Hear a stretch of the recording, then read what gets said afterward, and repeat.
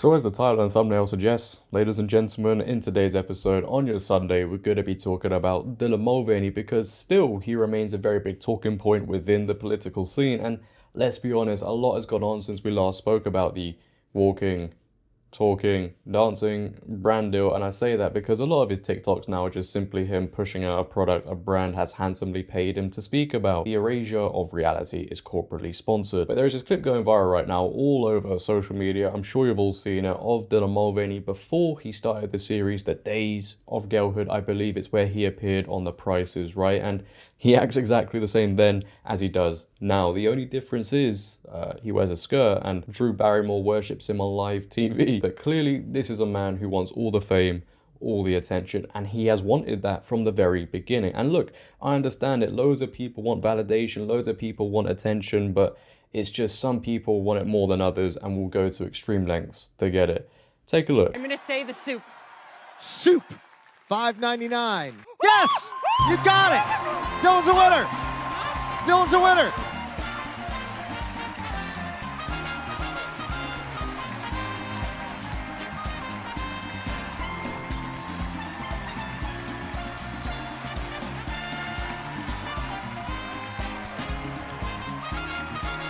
So, let me just get this straight.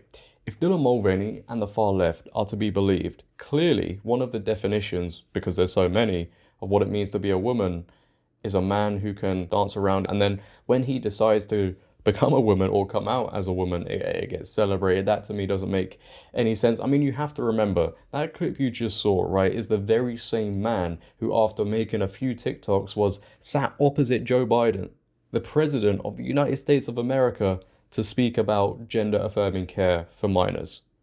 I don't think people realize how insane that is. It's absolutely ridiculous, but we're told Dylan Mulvaney and his status isn't being used to influence demographics and further push a certain agenda. Hey, look, what do I know? God love you. But moving on and talking about celebrations, and I'm sure you've all seen this as well, we also got the day 365 of Being a Girl show that Dylan Mulvaney decided to put on because, you need this sort of extravaganza to celebrate what you claim to be. I'm sure there's many men and women watching right now who are also in the queue to have a celebration of what they claim to be that will be live streamed to millions across the world at the Rainbow Room in New York. Oh, wait, you're not? Really? Funny how it just works, isn't it? But in this show, and it went viral again all over social media, Dylan Mulvaney decided to call out a load of people who are telling the truth, a load of truths we agree with. He decided to call out and respond to the Daily Wire lineup.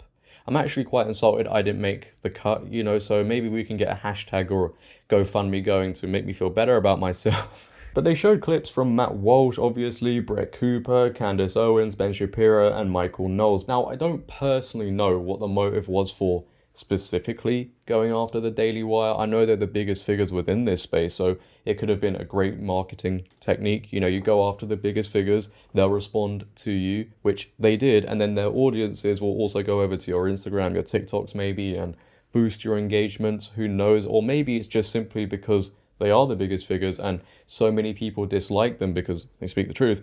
But so many people dislike them, even if you go against them, you're going to draw support, sympathy, and love from the far left, from the progressives. I mean, this show anyway is all about Dylan Mulvaney trying to look like the victim. I'm so oppressed. He's trying to make people feel sorry for him, trying to get all the sympathy, which to me personally just doesn't make a lot of sense, if I'm honest, But we'll discuss it more in a bit. Here's the clip going viral of Dylan Mulvaney taking on the Daily Wire. Enjoy. I feel supported, and you know what? I'm feeling lucky. Let's Google my name.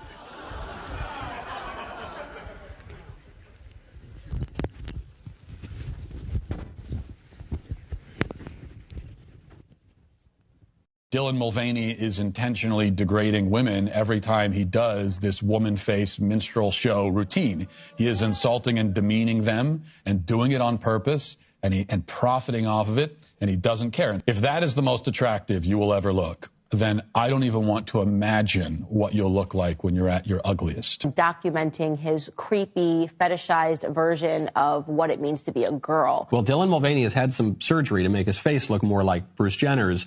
Dylan Mulvaney has just given the best proof yet that Transgenderism broadly, or at very least the type of transgenderism that he suffers from, is a sexual fetish. Dylan is not a woman. Dylan is playing a caricature of a woman. That one can say he is a woman and become one of the most influential women in America in just 6 months of wearing dresses and ironing his hair. The patriarchy always wins, gang. Oh, and there is Dylan Mulvaney as Audrey Hepburn. The difference being that Audrey Hepburn was an actual woman with a vagina. Truthfully, I don't know what their goal is, but I do know how they make me feel now that I've built up a thicker skin. It doesn't hurt me. Do you want to feel how it feels? Do you want to know that it doesn't hurt me? Do you want to hear about the deal I'm making? And if I only could, I'd make a deal with God, and I'd get him to swap our places. Can we pause there? I'm going to say something that might make people feel a little bit uncomfortable.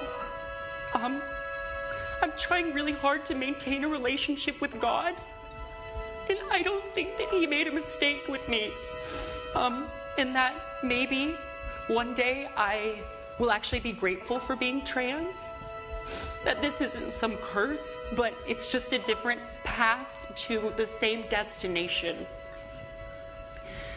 Be running up that road, be running up that hill, be running up that building. Right. Look, I don't know if this is me being too harsh, not being empathetic, being an arsehole, but I just don't feel sorry for him. And I've seen other people get emotional over this, but I know this is staged. If you check out his TikTok, he's already shown people what song he's going to be performing. He practiced it on TikTok. So then you tell the people who are playing the instruments, oh guys, wait, stop here, stop here. And then they don't stop. They carry on playing a sad tune. They obviously knew what he was going to do. And then he proceeds to cry. Like, he says he doesn't know what the Daily Wire's goal is. And I wouldn't even just say it's the Daily Wire's, it's everybody's goal who voices their opinions on these things, but he clearly does. And one of the main goals is to make sure the truth isn't distorted so much by people like you and others who say you can be a girl, you can be a woman, it doesn't matter who you are. It's to show people that you can still voice your opinion, you can still voice your concerns, and there is still hope left in this world and it's not completely lost. But if we're going to be talking about the tears, you know, going through so much, the crying, do you know who actually goes through so much, Dylan Mulvaney? Actual women, mothers, right, giving birth, and no, not pregnant people. I can't even believe that's a term now. They're mothers. It can be a very traumatic experience for so many, but I don't see them getting the free brand deals, the free clothes, the free makeup, and I would argue they deserve it more. It shouldn't even be an argument. Of course they deserve it more than a man who has started a series on TikTok. This is what the mainstream media will show everybody what a woman is. Dylan Mulvaney. It completely invalidates everything a woman goes through, and you also can't make a show about you being the victim.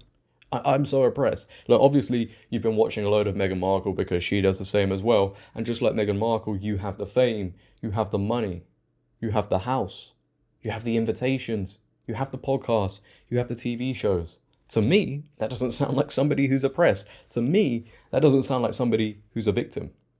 You are more privileged than 99.9%, actually, you know what, 100% of the people who were in that building there and probably watching your show. To me, you come across as a very fortunate individual who will continue to be very fortunate as long as they put up this charade.